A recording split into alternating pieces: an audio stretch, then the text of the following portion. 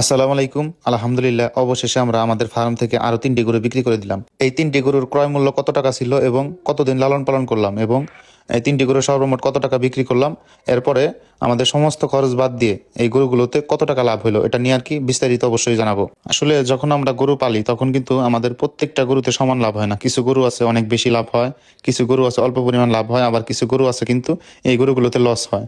আসলে সবকিছু লাভ লস মিলেই কিন্তু ব্যবসা করতে হবে। এখন যদি আমরা শুধু খালি লাভ খুঁজি, আমাদের লস যদি না হয়, তাইলে কিন্তু ওইটা কোনো ব্যবসা হলো না। আসলে ব্যবসার মধ্যে লাভ লস থাকবে, এটাই স্বাভাবিক। একটি খামার চালাইতে বা একটি খামারে কাজকর্ম করতে যতটুকু পরিশ্রম, আসলে গরুতে কিন্তু ওই রকম কোনো প্রফিট হয় না, তবুও কিন্তু আলহামদুলিল্লাহ। আসলে সৎ ব্যবসা এবং হালাল উপার্জন করতে গেলে একটু পরিশ্রম হবে, এটাই স্বাভাবিক। আসলে গরুর ফার্মের মধ্যে আমরা যে সমস্ত কাজ করি বা যে সমস্ত ভিডিও আপনাদেরকে দেখানোর চেষ্টা করি, তো এগুলো কিন্তু শুধু খালি আমরা ভালো জিনিস আপনাদেরকে দেখানোর চেষ্টা করি বা আপনাদের সামনে উপস্থাপন করি, কিন্তু এর ভিতরে যে কতটুকু পরিশ্রম বা কতটুকু টেনশন নিয়ে আমরা কাজ করি, তো এটা কিন্তু একমাত্র যারা খামার করছেন বা যারা খামারি তারাই কিন্তু বুঝতে পারবেন। ক্রস গরু যখন আপনি লালন পালন করবেন, যখন আপনি গরু বাছুর লালন পালন করবেন, তখন কিন্তু যখন গরুগুলা স্বাভাবিক থাকবে, সুস্থ থাকবে, তখন আপনার 2 টাকা প্রফিট কম হলেও কিন্তু আপনার ভালো লাগবে। আর যদি কোনো একটা বড় ধরনের অসুস্থ হয় বা বিভিন্ন ধরনের রোগে আক্রান্ত হয়, আপনি যদি ভালো দামে যদি গরুগুলা বিক্রি করতে না পারেন, আপনি যদি নির্ধারিত দাম না পান, তাইলে কিন্তু ফার্মের প্রতি অনেকটাই আগ্রহ কমে যায় এবং আমরা কিন্তু ভেঙে পড়ি, ভিতর থেকে অনেক কষ্ট হয়। তো আমরা এই 3টি গরু আলহামদুলিল্লাহ মোটামুটি ভালো দামে বিক্রি করছি। তো এই 3টি গরু আমরা দীর্ঘ 5 মাসের মতো লালন পালন করছি। তো এক একটা গরুকে আমরা প্রতি মাসে প্রায় 8 থেকে 9 হাজার টাকা করে খরচ করি। যেহেতু আমাদের পর্যাপ্ত পরিমাণ ঘাস ছিল না, আমরা কিন্তু ইউরিয়া মোলাসেস খাওয়াইছি।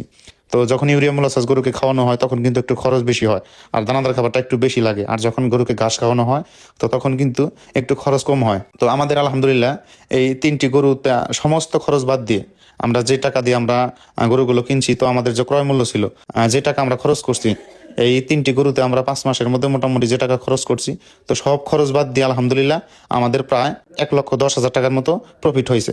তো আলহামদুলিল্লাহ, আপনারা দোয়া করবেন। যখন আপনারা গরু কিনবেন তো অবশ্যই কিন্তু 2 দাঁত 4 দাঁতের গরু কিনবেন, কারণ এই ধরনের গরুর কিন্তু গ্রোথ অনেক ভালো হয়। তো দেখেন এখানে কিন্তু প্রত্যেকটা গরুর দাঁত হয়েছে। এই গরুগুলো কতদিন আগে কিনছি, যারা আমাদের নিয়মিত ভিডিও দেখেন তারা কিন্তু অবশ্যই জানবেন। তো আরেকটা কথা, যারা মোটা তাজাকরণ গরু করবেন তারা অবশ্যই মাংসের জন্য গরু করবেন। তো দীর্ঘদিন গরু লালন পালন না করে 3 মাস 4 মাস অথবা 6 মাসের প্রজেক্ট করবেন, এতে কিন্তু মোটামুটি একটা প্রফিট আসবে। আর আগের ভিডিও যারা দেখছেন, আমরা যে 5টা গরু বিক্রি করছি, ওই গরুগুলো বিক্রি করার উদ্দেশ্য হলো ওই গরুগুলো কিন্তু ভালোভাবে খাইতো না। আসলে একটা খামারি সব থেকে কষ্টের সময় কখন জানেন? যখন আপনার গরুগুলা খাবে না। আপনার যখন গরুকে ওর সামনে খাবার দিবেন, তো এই খাবারগুলো যদি না খায়, এর থেকে বড় দুঃখের কিন্তু আর কোনো কিছু হয় না। আবার কিছু গরু আছে পর্যাপ্ত পরিমাণ খাবার খাবে, তবুও কিন্তু এই গরুগুলা কোনো পরিবর্তন হবে না। আসলে ওই ধরনের গরু কিন্তু দীর্ঘদিন লালন পালন করে কিন্তু লসের সম্মুখীন হতে হবে। যে গরু প্রথম প্রথম মাসে আপনাকে ভালোভাবে কৃমিনাশক করার পরে, পরজীবী দমন করার পরে যদি গরুগুলো পরিবর্তন না হয়, তাইলে আমি মনে করি ওই গরুগুলা দীর্ঘদিন কিন্তু পালার কোনো মানেই হয় না। আর যারা মোটা তাজাকরণ গরু পালবেন তারা অবশ্যই 2 দাঁত 4 দাঁতের গরু নেবেন। বয়স একটু বেশি হলে সমস্যা নাই, আপনাকে যে বড় গরু নিতে হবে তেমন কিন্তু কোনো কথা না।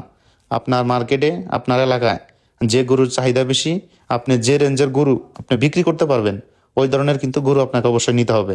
এখন আমাদের ভিডিও দেখে যে আমরা 2 লাখ টাকা করে গরু বিক্রি করি বা তার থেকে বেশি দামে গরু বিক্রি করি, আবার গরু কেনার সময় আমরা 1.5 লক্ষ টাকা দামের গরু কিনি, আসলে এটা কিন্তু করবেন না।